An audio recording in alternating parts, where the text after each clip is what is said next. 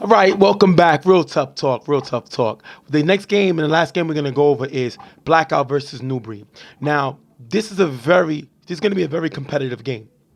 Newbury have a lot of weapons, and they have the ability to run the ball. They run the ball. They're one of the best running teams in the league. They're coming in off of a big win versus the number 2 seed Shockers, 48-47. Blackout coming in off of a win over Rockstars, 28-27. And we've seen Rockstars kind of bring a different type of strategy, basically not willing to back down to Blackout, not showing any type of fear to Blackout. And we're going to see Newbury come into this game with that same type of formula.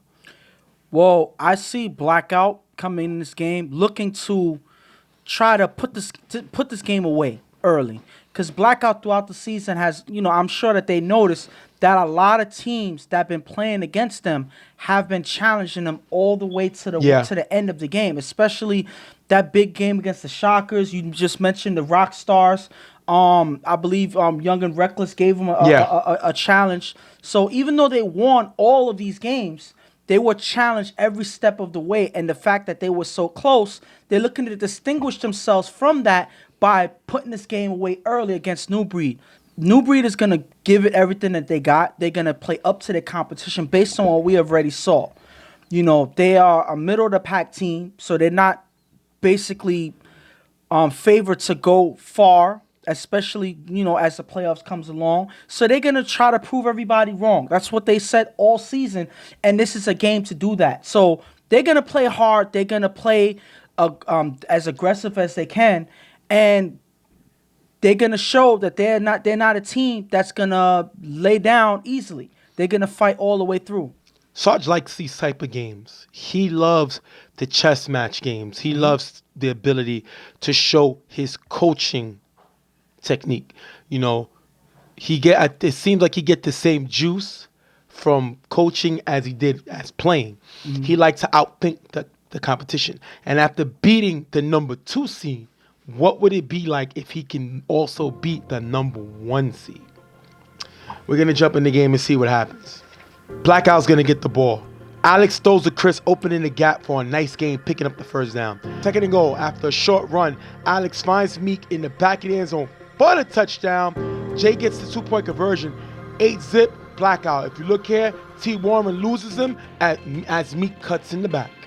With Meek, he cuts right behind T. Warren. T. Warren is looking at the quarterback, not noticing the cutting receiver behind him. Before he notices, it's too late, and there's the touchdown right away. And you have to know where Meek is at, especially in the red zone. This is this season's Blackout's best offensive player this season. The guy has been dominant all season long from the word go. Eli's going to get the ball for Newbury. Eli with a screen pass to Speedy on the sideline. Jenkins steps up and tags Speedy for a short loss. Second down, Eli on 5 rush, throws to T. Warren in the middle. Way off target, picked off by AB, giving it right back to Blackout. Eli struggles to throw over Q. And I think the main thing about it is they were willing to step up. If you look at this defense, they're stepping up to shut down Speedy's run game with this Newbury offense. Speedy has lost a couple pounds. The guy has been running better than I've ever seen him run. And Blackout wants to dare Eli to throw the ball. And with Q standing there, there is no way Eli's going to be able to see over him. He's going to be a bad throw. AB's cheating on the ball, and he's going to get an interception. But I contribute that to the first play of this drive as they try to go for a screenplay, as you mentioned just now. They go for a screenplay, and Jigga cuts off that play right away to stop them from getting any yardage. That just shuts down that running game. So now Eli has to force something on his own, and because he's not the quarterback that's known to roll out too much, he tries to throw over Q. He's not able to see, and that leads to AB getting the interception. Second out, Alex throws to Meek on the sideline, getting him to the 7-yard line. 4th and goal. Alex finds Vadim in the corner of the end zone for the touchdown. Vadim is going to get the 2-point conversion. If you look here, Vadim left on the sideline open. Nobody slides to guard him, and Alex makes them pay. And that is lack of communication right there. You see a receiver go to the sideline because you don't communicate with the cornerback. The cornerback is not communicating with the with the defender behind him, nobody goes to pick him up. It's like they thought that one or the other was going to pick him up. Nobody picks him up, and Vadim is left wide open for the score. After getting the first down, Speedy with 2 runs for a short gain. Third down, Eli throws deep to T. Warren, who has a step on Jigga on the sideline, caught in the end zone for the touchdown. T. Warren gets the 2-point conversion, 16-8. If you look here, Jigga gets caught backing up as T. Warren runs right by him. And first of all, this was a great play all around. If you look, Jigga gets caught backing up. He's backing up even though the receiver's right next to him. So this, I don't see what he's doing here. T. Warren takes advantage of that, and he runs full speed past Jigga. By the time he's able to react, it's too late, and Eli with the great throw where only T. Warren could get in the back of the end zone for the score there. And the key to this play here is, first of all, Jigga's not a good man-on-man cover guy. You saw him make a big play to stop the run. That's more of his game. He's a good zone corner. He's not a good man-on-man. If you look here, just by the way he backs up, you can see he's getting beat. The problem with that is he's backing up that way, and Alex is backing up the same way, which means what? They're looking run. Yeah. So they're backing up because they don't really respect Eli's arm. Eli makes them pay for it by going downfield. And because he put it here, Alex can't get to it. This is the weakness in Alex's game. He doesn't have big blowaway speed.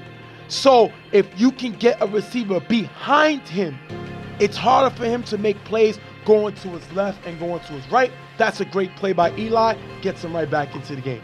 New Breed is going to go onside. Alex drops the ball. Speedy just misses it. Meek and Mike fall on the ball. Blackout retains possession.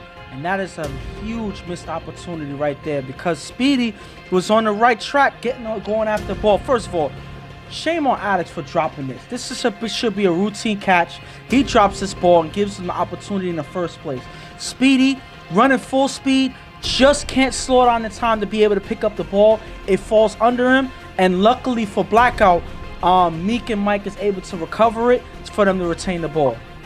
Alex with 2 passes in the gap, getting him to the 7-yard line. 4th and goal. Alex on 5 rush, throws to Meek in the back of the end zone. Short, picked off by Gutter, taking us into the half. 16-8. If you look here, Speedy fights through Lou, puts pressure on Alex to help with the interception. That's going to end the drive, taking us into halftime. And if you look at this play, you're going to look at it saying that, oh, this was Lou not being able to block properly. He's not able to block Speedy. But I don't put this on Lou. This is on Alex, because there's no communication between him and his blocker, and because of that, he runs right into the lane of the person rushing in, and it gives Speedy the good angle in order to put up pressure, and that's led to the interception there. If I'm New Breed, we've found chinks in the armor of Blackout. First of all, you can attack them over the top. That's the key. Put Alex more on an island. Make him respect the deep game over the top, and then attack the outside corners. That's what they did. We've seen them do that play. Now, defensively, you have to take advantage of opportunities.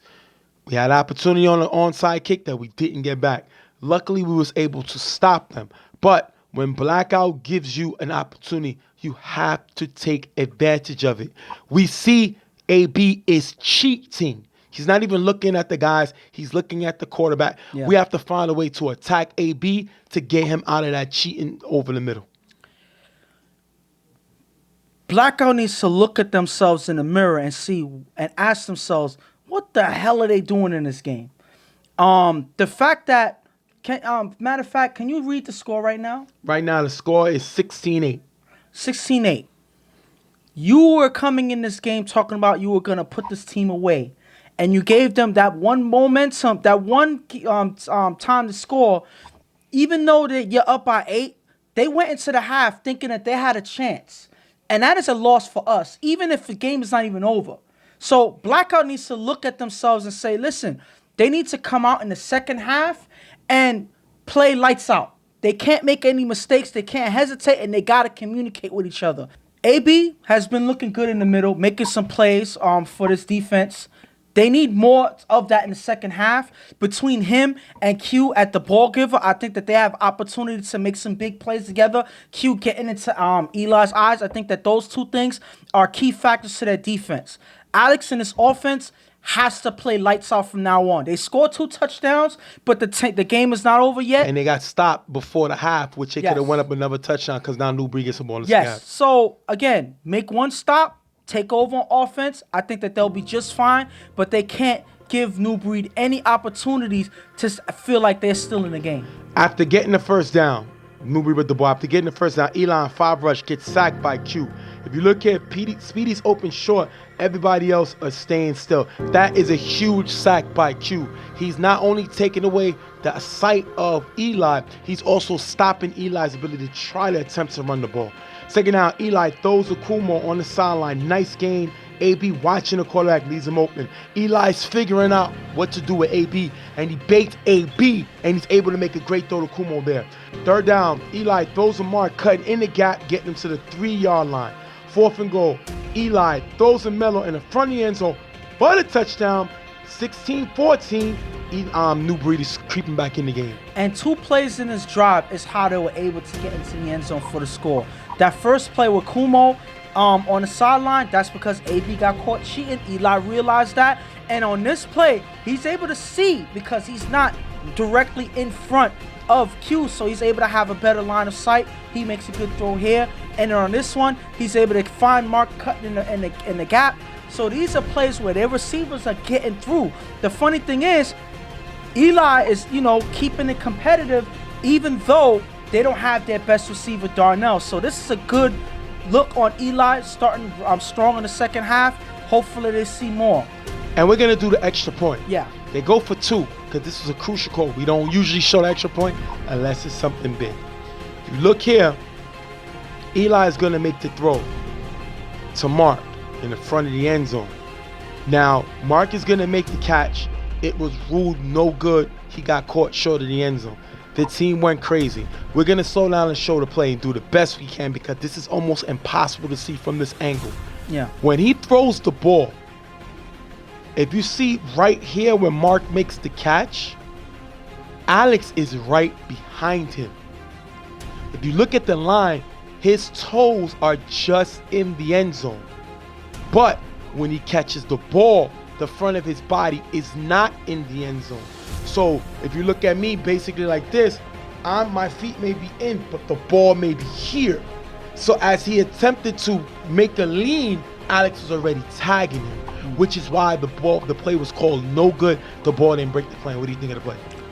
That would have tied the game. Yes, I think that was unfortunate that even though there was a good play, the fact that Mark was not able to get fully past the plane, that hurts. And the thing about it is, I don't think that he realized where he was. He's just trying to get open and make the play. They did that, but credit to Alex being able to react and make contact right as he makes the catch. I think that if Alex wasn't there, he would have been easy. He would have been in the end zone for that 2-point conversion. So that's great defense by Alex there. Second down, Alex throws to Jay in the middle. That's going to be dropped, almost picked off by Speedy.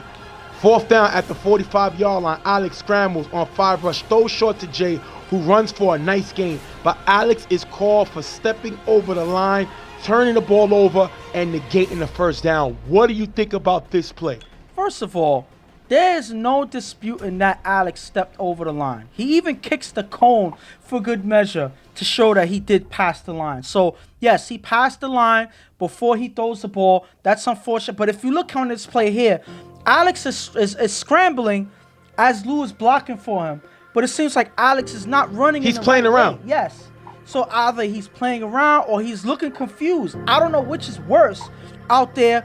And he's given opportunities for the defense to make plays because he's running right into their lane. Right. So as he goes to throw the ball, the defender is rushing in to make a play, and he's forced to force it to Jay, but he doesn't realize that he steps over. So this is all on Alex. These are mistakes that he's making. And in the second half, where you had the opportunity to put the game away, now we're battling with only a 2-point lead, and they turn over the ball. Third down after 2 short runs. Eli throws a mellow on the sideline for a decent gain. 4th down at the 15-yard line. Eli with blocking from Speedy. Rolls right. Throws a robber on the corner end zone for the touchdown. AK gets the 2-point conversion. 22-16. If you look there, TJ gets there just late. TJ just gets there late, but you understand that Ra is a big-bodied receiver. There's not much you can do once he gets in position to make that catch. So he was in position. There's but no way that TJ is going to get around him. So that's just good eye. That's a good eye by Eli finding him. But we've been seeing this guy make plays like this throughout the season, and he is a big target for this Newbury team, and he gets yet another touchdown here. 2nd down, remember it's 22-16, Newbury. 2nd down, Alex throws to Chris in the gap for a decent game, picking up the 1st down. Relly is flagged for the late hit, 15 yards. Tell me about that play.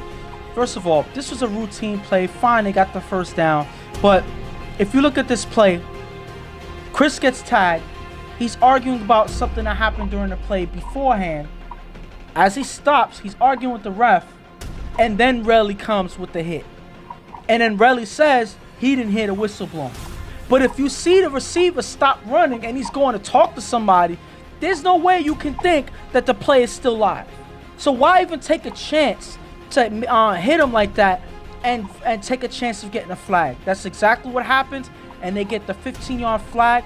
That was huge because your defense is not able to buckle down when you give them better field position there. Alex on 5 rush, runs to the outside, getting him to the 5-yard line. 3rd and goal, Alex finds Chris in the back of the end zone for the touchdown. 20 seconds left, 22-22, coming up on the extra point. And they take advantage of that flag, and then Chris gets open in the end zone. So good field position. They didn't take too much time, and they get into the score. Listen, they got a penalty. You take advantage of that. It doesn't matter because it doesn't kill you to take advantage of that. So they do, and they get into the end zone for the score, and they tie the game up. On the extra point, Alex is going to throw the Pranks in the middle. That's going to be dropped, keeping the game in the tie. That is a huge drop by Pranks. Meek is their best offensive player this year. Pranks is their best offensive player, period, other than Alex. You can't make these drops. You cannot drop the ball there in a game where you can take the lead. That is a huge drop. Big opportunity given it to Newbury. I mean, it's entirely possible. Jay dropped a huge play, and they weren't able to score on that drive. So it's possible. So this play right here, I think Pranks was not fully in the game. He was busy he's too busy trash talking. I saw him trash talking in between plays with Eli. And I think that this came back to haunt them because this play right here could have been able to put this game away, and he was not able to hold on to it. 2 key drops by this blackout team that forces them to keep this game going. Sarge calls a timeout at his own 20-yard line. Eli's going to throw the speed on the sideline for a decent game, running out to stop the clock. Eli then on 5 rush takes a sack by Q. Speedy's wide open. Time runs out. That's going to take us into overtime. Now, I hate this play right here, this drive on. I got to put this on Sarge. First of all, he calls a timeout, their last timeout, on a non-running clock. Then on the very next play, they throw the ball to Speedy, and Speedy goes out of bounds. That makes no sense because then on this play, Eli takes a sack. That's all miscommunication. Either you're going for the overtime, Speedy just gets tagged in bounds. If Speedy's going to go out of bounds, that means that's a timeout that you should have saved. I don't understand. I think they had an opportunity to try to get a quick score, at least throw the ball up at the end. That's a bad drive-by by Sarge. I got to put that on him. But I believe, like how you said, I think that they decided to just let it go into overtime because, again, Sarge called that timeout, right? So he was trying to design some play. I don't know what he was discussing with his team, but I don't know what play you're going to get from the 20-yard line with so much time already left the clock. So I don't understand what his strategy was, but ultimately in the middle of all of that, I think that they just changed their mind to say, you know what, let's just go into overtime. Well, both teams going to get a shot in overtime. Both teams get a shot from the 50-yard line and 1 timeout each. If you get an interception, you got to return it to the end zone in order to win the game. That is what's going on in overtime. Newbury wins the toss, but they decide to give Blackout the ball first. Guys was upset. They didn't like the call. I love the call because if Blackout scores, they're going to go 1. I go 2 and go for the win by getting it second. If I let Blackout get it and go first, it's the best offense in the league. Then I put more pressure on my, questionable offense, especially not my best offensive player now. So I don't mind them giving the ball to them first. Sarge is Alex is gonna get the ball. We're blocking from Lou, throws to Jay in the gap, that's gonna be dropped. Third down, Alex throws to Meek on the sideline, low, incomplete. Fourth down, Alex with blocking from Lou, throws it up, knocked away, turnover on downs, giving it to Newbury. That was a horrible drive by Blackout. 1, big drop by Jay. 2, Alex can't make the pass to Meek, who's open on the outside. And then the last one, they throw the ball up. That is a terrible drive by Blackout in overtime. First of all, 2 big drops in this whole game by Jay. One to cost them a turnover, and another one that kind of prevents them from getting into the end zone, because that's huge yardage that you don't get. Then on this play here, this is all Alex. I guess because he got thrown off by that last drop, that he ends up being inaccurate with this pass. Because Meek has some space on the sideline, he's not able to make the throw, and ultimately their offense collapses on this drive, giving Newbury the opportunity to steal the game from them. Eli on first down, throws deep to T. Warren on the sideline, way off target, incomplete. If you look here, Speedy is open short.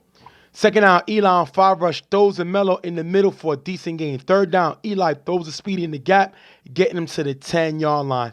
Fourth down, Eli throws a Speedy in the front of the end zone, knocked away by Mike and Alex. Ending the game, if you look here, Kumo was open in the back. That's going to end the game in the tie, 22-22. I didn't like, first of all, Newbury was able to steal that game from them. They didn't seize the opportunity here. If you look at this drive here, the first pass they didn't get. The next 2, they're able to get into a scoring situation. And on that last pass, it seems like Eli wanted to force that pass to Speedy because he was nervous about throwing it to Rara. I don't know why. And then it seemed like they were confused because if you look, Kumo's wide open in the back of the end zone. That is a throw that any other quarterback in this position needs to make. I guess he didn't see him here. And then, worst case scenario, Rara is on the sideline. You just threw a touchdown to him early in the game. I would rather you take a chance with throwing it to him there than to force it to Speedy with 2 defenders on him. So this was not good decision-making right here. It seemed like they just wanted to settle for this or whatever. They had the tie. They didn't want to do too much. I can't say that that's the truth, but that's what it looked like. They started to, say, okay, we cut our losses. It's whatever. We're not able to score, so let me just do whatever. You had the opportunity to steal this game away, and you left it on the table. Should be a learning experience as they move into the playoffs. I'm not going to kill them too much because they were able to tie with the best team in the BQFL. So I'm not going to kill them. Just better decision makers moving forward would benefit them greatly. And they will win games like this where they keep it close.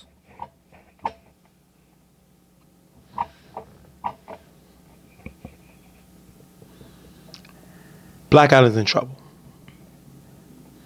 They finished the season 7-0-1.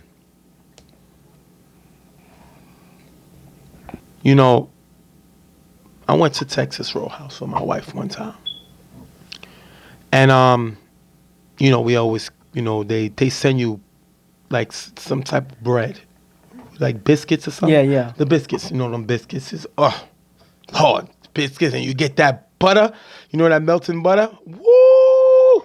That butter's no joke. You talking about the cinnamon butter? Yes, okay. Cinnamon butter. Hear how it rolls up your tongue? Cinnamon butter with them. Okay. The thing about it is, after I know, we talking and I'm drinking my water, I'm having the muffin, the biscuits before the food come out. Did you eat already? Because it seems like you have food on the exactly. right But now. listen, that's a good point. Okay. My wife was mad. Like, look, we came out to eat, and when the food came, I couldn't eat it. I couldn't. I was too full from the biscuits. which is basically like what? A side. Mm-hmm. My wife was like, yo, you kind of wasted this food because you're full. You came to eat. You're full. You know what I mean? And you didn't eat your main course. Mm-hmm. You got full on your sides, basically. Bottom line, it got the job done. I was hungry. And I ate. Still enjoying myself. Ate the biscuits. Got full. And I still had my main course to take home. That's what Blackout allowed Newbury to do. Newbury came away with a tie with their sides. Their best player wasn't here. Darnell wasn't here. That's their best player. That's their main course. And they were able to tie with the best team in football right now. Yeah. With sides. That's great coaching, Sarge. Reason why I'm upset with Blackout and I'm concerned, one, Newbury dropped the interception. Here, Speedy dropped this interception. Yeah. Oh, that's a turnover. Another one.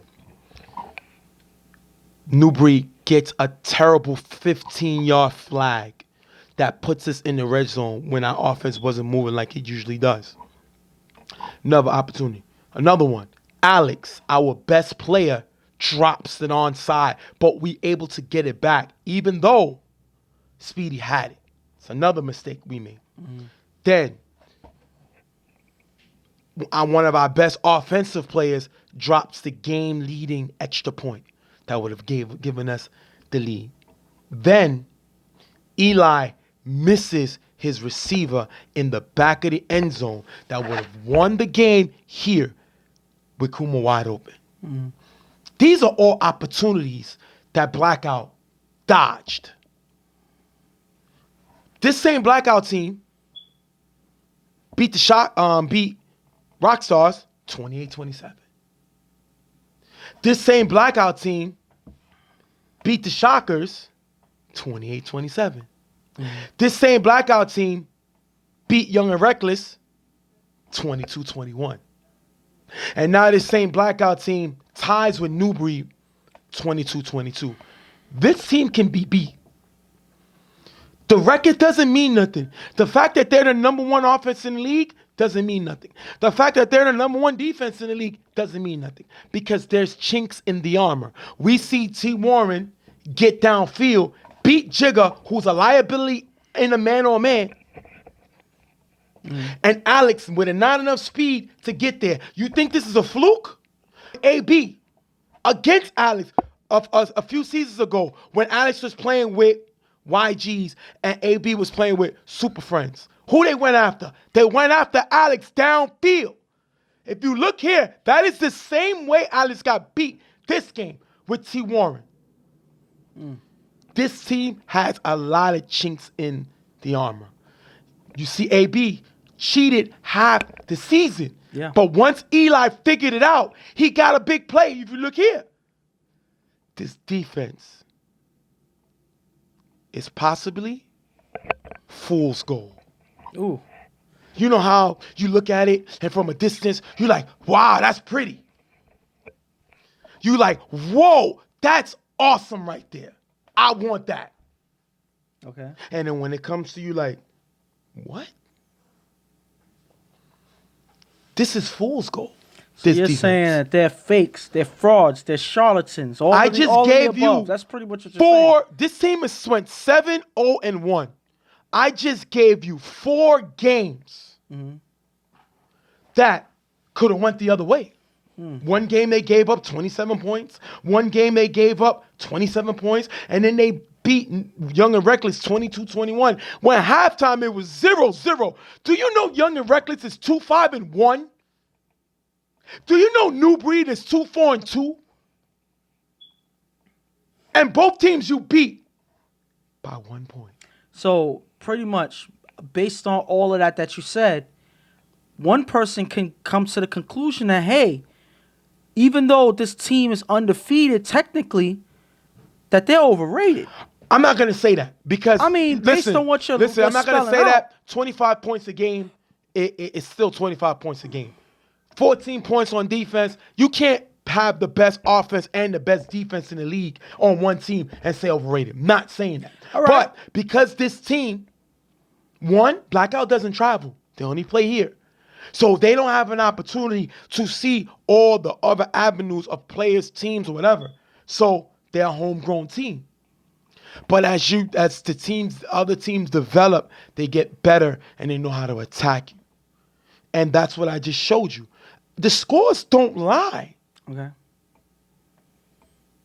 You know, at the end of the day, this team can be beat. Are they the favorite? Of course they're the favorite to win the championship. We know that. I'm not going to be a fool and say they're not. But,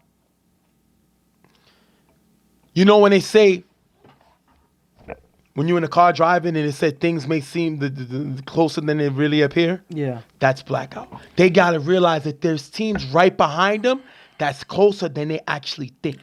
I mean, I get it, but my thing is, now you see that criticism, that comparison. I like that one. I think that one makes more sense than calling their defense fool's gold. Because you know what fool's gold is? Fool's gold is just a stone or whatever that's just a facsimile of gold, but it's not gold at all. It's worthless. Yes, but listen. On Blackout's defense, okay, they're the ones selling the gold. I didn't say that they can't be fools if they're the one that owns it. The other teams are looking at it and saying, that's Blackout. Chill. So you're saying the other teams are incompetent. Like, where are you going with this? I didn't say that. What I'm trying to explain to you is this team has showed chinks in the armor and teams have not consistently challenged their defense like they should. Again, I just gave you several teams that barely, two of those teams, one of the teams, and I don't want to stick on this whole day, one team that they tie with and one team that beat are both under 500. They're both under 500. So you're going to tell me that there's not something wrong with that? Maybe the other teams didn't get the memo, but the other two teams, a physical defense in Young and Reckless, and a smart coach in Sarge, figured out that we don't back down to the defense. And who's the other team that they beat? 28-27. Rockstars. Are Rockstars known to back down to anybody? Obviously not. Fool's gold. That's not saying, again, Blackout does not have to believe that, their defense is overrated. They just got to intimidate other teams for the other teams to feel that they're overrated. Did you see the blowout that they had against the Raiders? They destroyed that team. I don't care if it's a C team. At the end of the day, they walked on the field and destroyed them. So bottom line, what I'm trying to tell you is, if you can get past the glitter, you can realize you have an opportunity. Okay. That's what I'm saying. All right. It's simple as that. They beat Gravediggers 27-7. They beat Raiders 26-0. They beat YGs 30-12. They beat Primetime 22-0. But all of a sudden, Young and Reckless loses 22-21. Young and Reckless 2-5-1. New Breed 22-22. New Breed is 2-4-2. They all of a sudden was a miracle. They shoot out with Shockers 27-28. Isn't Shockers the same team New Breed beat 47-46? At the end of the day, fool's gold. Okay. We'll see next week. They're still the best team in the league, though. Because that offense, Alex is the best quarterback in the division. He is. I told you, he's like a Patrick Mahomes. Okay. And I give it because he can score any arm delivery anywhere in the field. We're going to wrap this up, and then we're going to come back, give you the breakdown, the records, the games, and we're going to show you the quick clips of YGs as we talk about going into the playoffs. We'll be right back. Hey. Wings in there, man. I see that. Get the wings in there, man. Rocks off forever, bro. All right, we're going to go through all the games in the B division. Then we'll give you the records and as we do all week. And then we'll talk real quick. We'll give you the playoff matchups and, what we think really quick.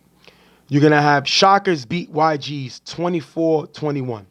You're going to have New Breed and Blackout. We just talked about tied 22-22.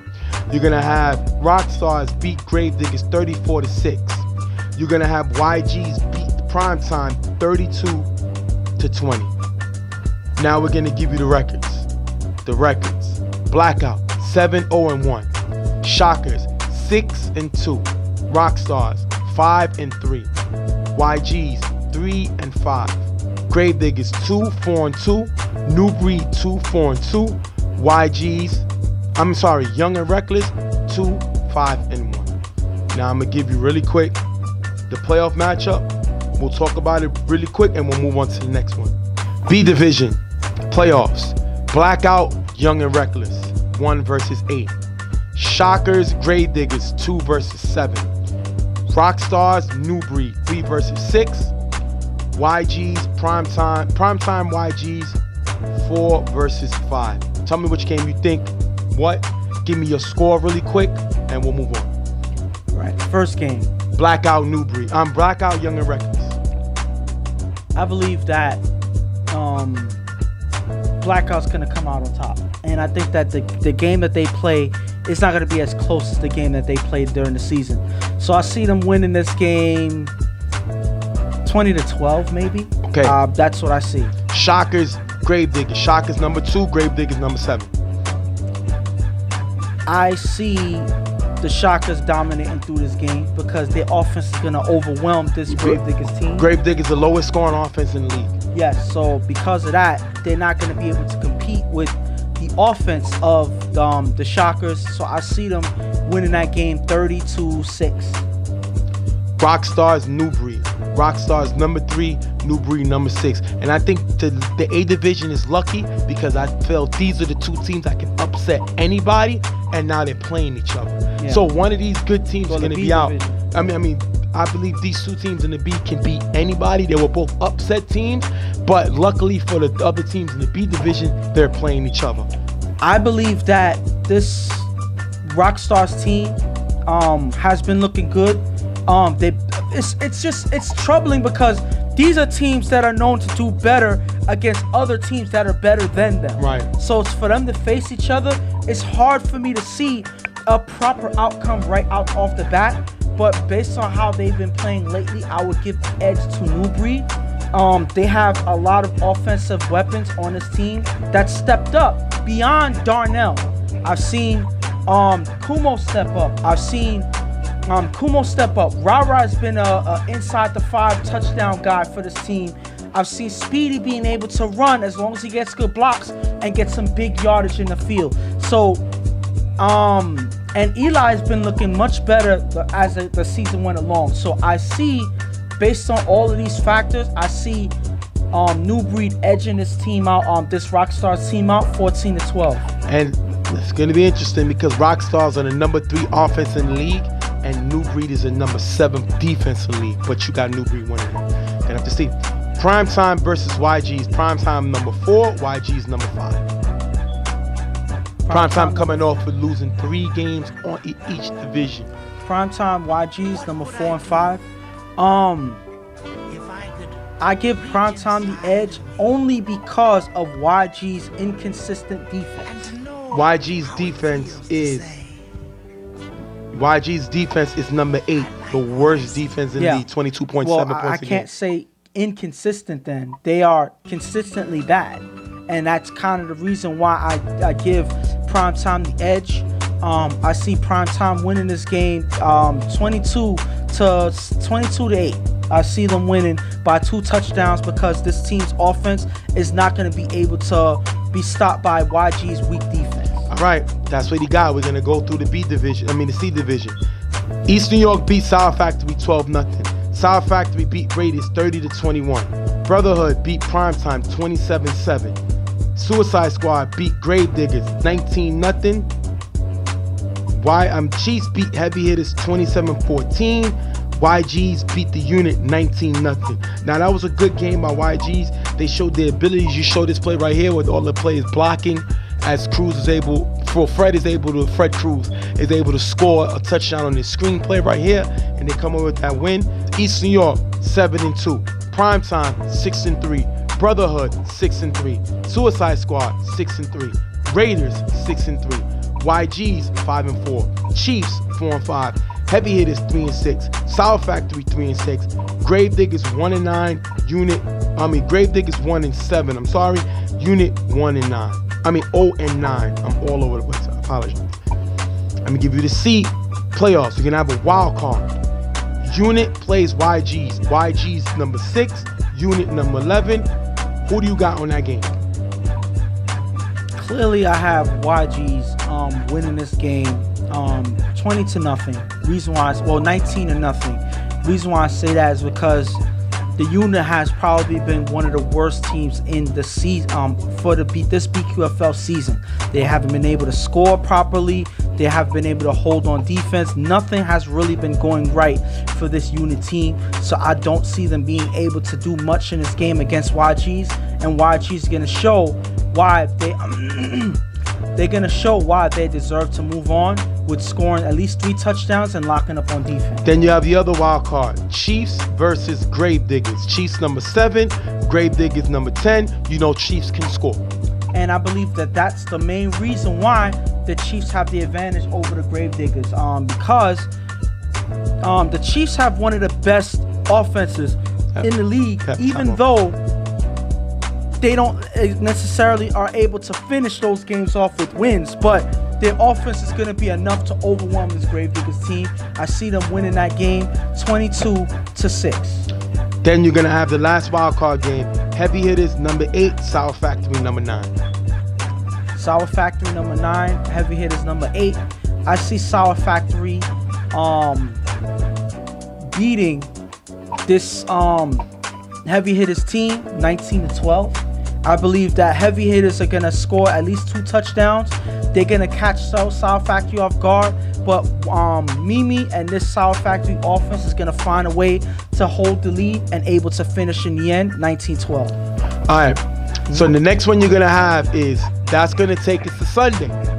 I'm going to give you the matchups on Sunday. Based on what you said, that means East New York, the number 1 seed, will play Sour Factory, the number 9 seed, on Sunday. What do you think? What do you got on that one? I see East New York being able to edge out the Sour Factory team. I believe that this East New York team's offense will be way too much for Sour Factory to handle. Sour Factory has not had a consistent defense this season, and I think that's why East New York will be able to run up the score. I see them running up the score. I see them winning this game 28-14. Then that means if Chiefs moves on from Saturday, they go to Sunday, they'll play the number 7th, and they'll play Primetime, the number 2. Primetime number 2 versus Chiefs number 7. What do you have? Normally the Chiefs are able to score regularly throughout the season, but I don't see them scoring too much against this Primetime team. I believe that Primetime, even though they have a good offense, their defense is going to be able to hold this Chiefs team. I think that they're going to make Bieber struggle and earn his way downfield, and he's not going to be able to do much, and I see them winning this game 20-7. YGs will move on to the next round if they win on Saturday. That means they will play the Raiders on Sunday. Raiders number 3, YGs number 6. And this game, my opinion, may be a little closer than most would think. Just because the Raiders have been one of the best teams in the C division doesn't mean that it's going to be a cakewalk against this YG's team. So I see this game being close. I see this game going to the Raiders some 16-14. Then we're going to have 4 versus 5, which is Suicide Squad versus Brotherhood. Suicide Squad number 4, Brotherhood number 5.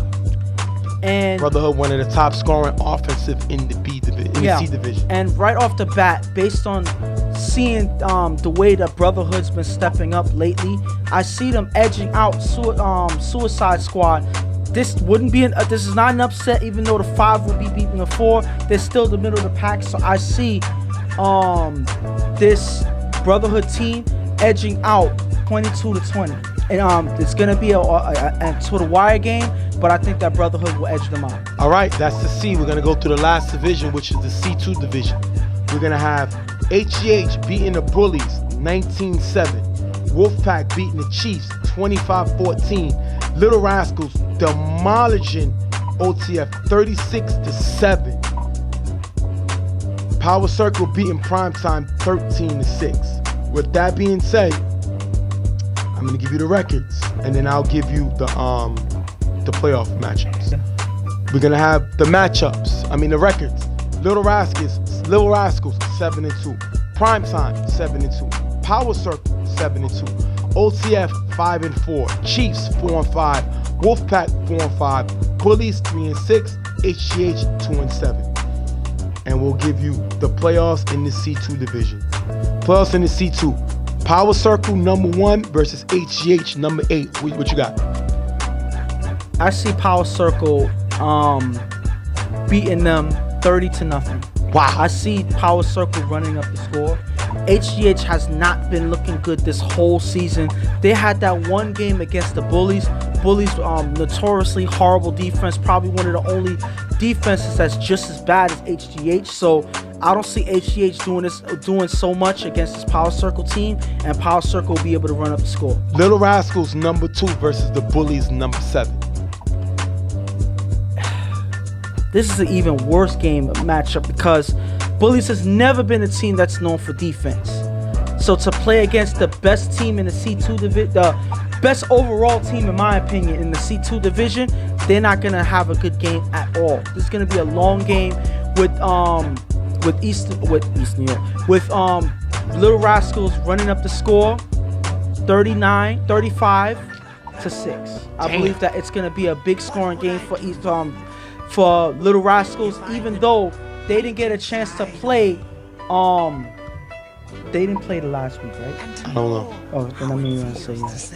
Prime time number 3 versus Wolfpack number 6. And now that they're facing this Wolfpack team, I don't see this offense being as dynamic as they were in the past. So I see them being able to score 2 touchdowns, but being able to lock up on defense and keep the other team to 6. So ultimately, I see Primetime winning the game 14-6. And the last one, OTF number 4 versus Chiefs number 5. OTF number 4, Chiefs number 5. I think that this is going to be a back and forth game between both teams. OTF coming away with getting spanked by that Little Rascals team in that last regular season game. And the Chiefs been struggling in every division that they play, not being able to finish games. So, but they're able to score nonetheless. I see them facing off with each other with a back and forth game. But I see OTF edging them out 35 to what do I see this team scoring? 35 to 28. I see them both scoring a lot of points, but I think that they're going to get 1 touchdown OTF to seal the deal for the game later in the game. We're going to thank Ghost for going over those stuff. I don't go over it because I ref the games. You could take my opinion with a grain of salt, but it's still my opinion. And we'll see on those playoff games whether my predictions come true. All right, we're going to wrap this one up really quick. We're going to give the player of the week. We're going to decide to give it to Melvin of Brotherhood. Melvin had 4 touchdown plays. He threw 3 and ran in 1 for the blowout win over Primetime 27-20. So I think Melvin is the player of the week.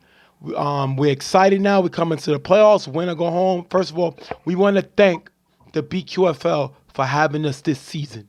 It was a fun season. We hope we brought y'all a lot of entertainment, a lot of laughs, but a lot of football. We really hope you enjoyed the show. We thank y'all for asking Darren to bring us in, and we had a lot of fun doing it. And just saying that now, but I think that the show is just starting, knowing that the playoffs are starting. Yeah. Coming up in the next week. So I'm excited because I see even more action happening as the playoffs get started. So at the end of the day, I'm excited. I'm glad to be here. Thank you guys for inviting us here for another season with the BQFL, and I'm just excited for the outcome. All right, guys, we're going to see y'all next week. Let's see if Ghost predictions is right. Ghost looking into the crystal ball.